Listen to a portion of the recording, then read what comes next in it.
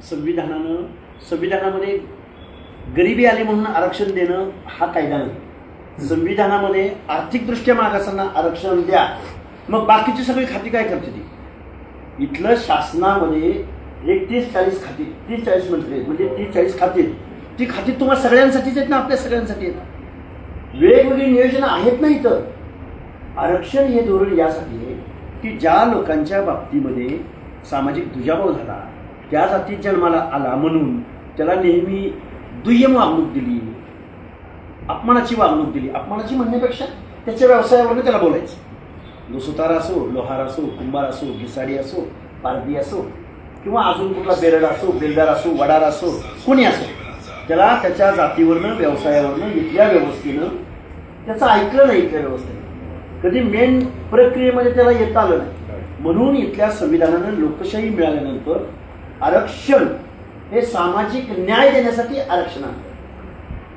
त्या भाद्राने काय केलं? आरक्षण म्हणजे ह्यांना असं वाटायला लागलं, आरक्षण म्हणजे काहीतरी लाभाची योजना आहे, आरक्षण म्हणजे काहीतरी रेशनचं दुकान आहे, आरक्षण म्हणजे काहीतरी गरिबी हटाव आहे.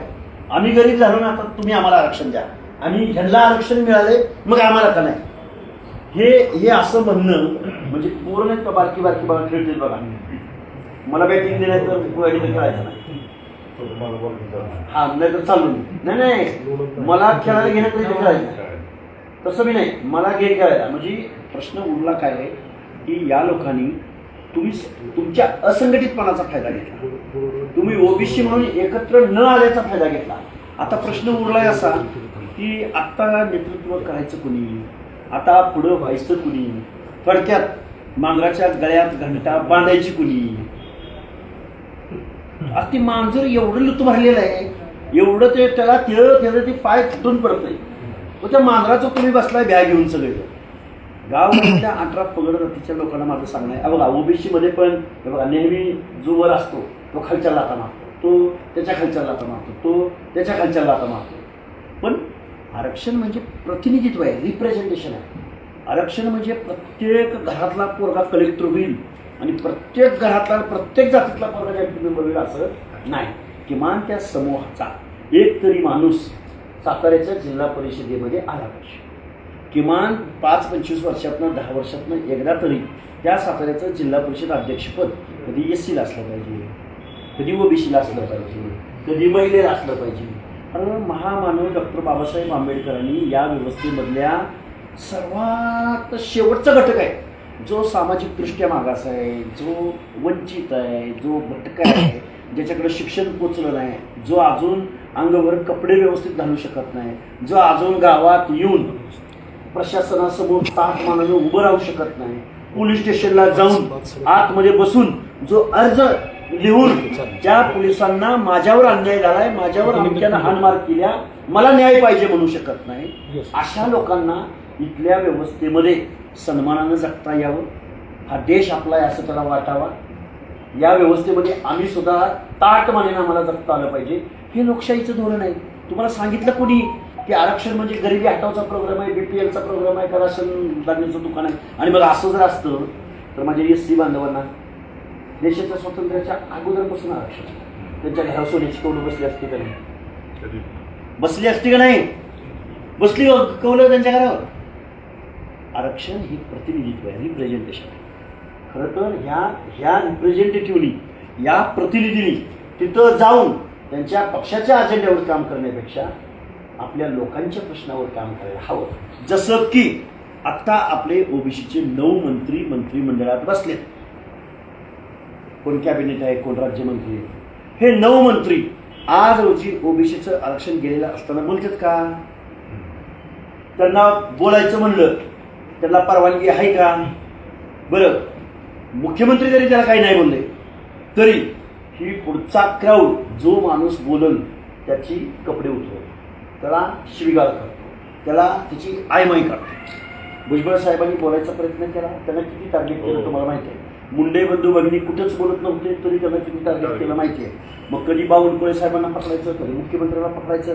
म्हणजे ही एक तुमचं आरक्षण संपवणं हा हेतू आहे, सामाजिक न्याय मागणं हा हेतू नाही. सामाजिक न्याय, तुमच्यावर सामाजिक अन्याय केला कुणी? मी काय बोलतोय तुमच्या लक्षात येते का? तुम्ही म्हणताय ना आमचं असं झालं ना, आमचं तुमच्यावर अन्याय केला कुणी महाराष्ट्रात? आता ओबीसीचा अर्थ सांगतो तुम्हाला. अदर बॅकवर्ड क्लास म्हणजे इतर मागास वर्ग, म्हणजे हिंदीमध्ये पिछडा वर्ग.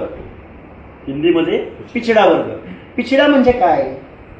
ही विकासाची लाईन आहे. इथंपासून सगळ्यात लांब जो कोण राहिलाय माणूस त्याला पिछडा म्हणलं जातं. मग तो पिछडा कुठल्या अंगानं पिछडा? आर्थिकदृष्ट्या पिछडा का त्या जातीत जन्माला आला म्हणून पिछडा का त्याला पारंपरिक व्यवसाय करावा लागतो म्हणून पिछडा?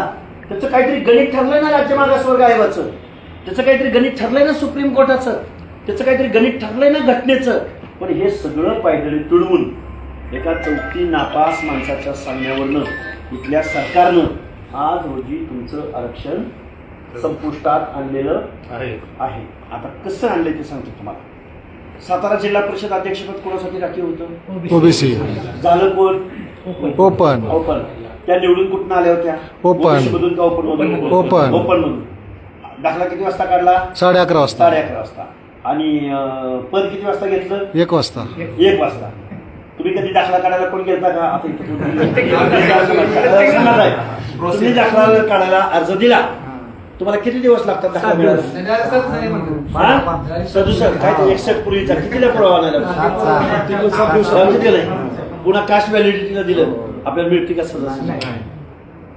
म्हणजे महामानव डॉक्टर बाबासाहेब आंबेडकरांनी तुम्हाला, आम्हाला, शोषिताला, वंचिताला, पीडिताला एक सन्मानाची वागणूक म्हणून उपकार नाही केले आपल्यावर. या लोकांनी आपल्याला आरक्षण दिलं. बाबासाहेबांनी सांगितलं खरं एक माणसाला आपल्याला न्याय दिला पाहिजे, हा आपला अधिकार आहे. आता कुठेतरी दिल्लीत एक आंदोलन चालू आहे, आरक्षण हटाव. याचं जर कोण बोललं बिललं त्याचं नाव सांगा, त्याचं घर नवं, त्यानं पुन्हा डेअरिंग सुद्धा केलं नाही पाहिजे. तुझ्या बापाच्या घरचं आहे का? 400 वर्षे आम्ही इथं आमच्या बापजादेने, आमच्या मागच्या पिढ्यांनी मागासले पण सहन केलंय. आम्हाला तुम्ही नको त्या प्रकारे इथं व्यवस्थेमध्ये चळलंय, काम करून घेतलंय, आमच्या अज्ञानाचा फायदा घेतलाय. आमच्या अज्ञानाचा फायदा घेतला तर घेतलाच, पण एखाद्याचा प्रामाणिकपणाचा पण तुम्ही फायदा घेतलाय. आपण प्रामाणिक आहे का नाही?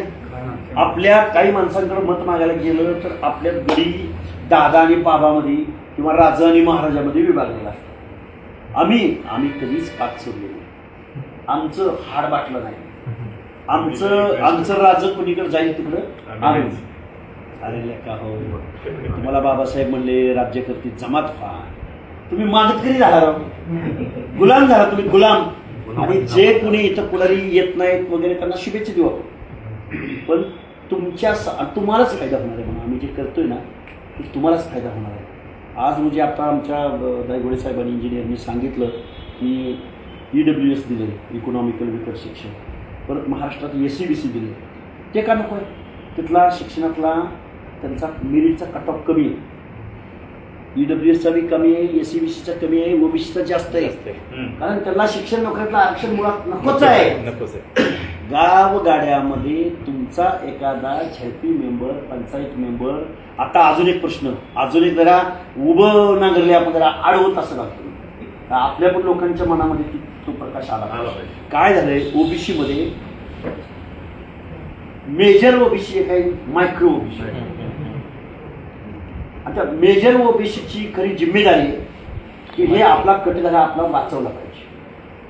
की ज्याला कुठेतरी झडपी मेंबर होत आले, पंचायत मेंबर होत आले, सभापती होत आले, सरपंच होत आले, मेजर जातात, ज्या भटके आहेत, ज्या ओबीसी आहेत. मग आता इसकटून सांगतो, मेजर म्हणजे कोण? माळी आहे, धनगर आहे, वंजेरी आहे, तिळी आहे, लिंगायत आहे, बंजारा आहे, हे मेजर जाते. पण गावगाड्यात एक एक एक एक एक एक एक घर असलेला मायक्रो ओबीसी, तो आजही पोटाच्या प्रश्नाच्या पलीकडे जाऊ शकतात. त्यानं घर बांधणं अख्खी हयात त्याची निघून जाते. पोराची लग्न केली, त्याचं कर्ज फेडेपर्यंत, किंवा घरात एखादा आजारी पडलं तर ते कर्ज फेडेपर्यंत त्याचं आयुष्य, म्हणजे त्याचं आयुष्य जगण्यासाठी, म्हणजे पशु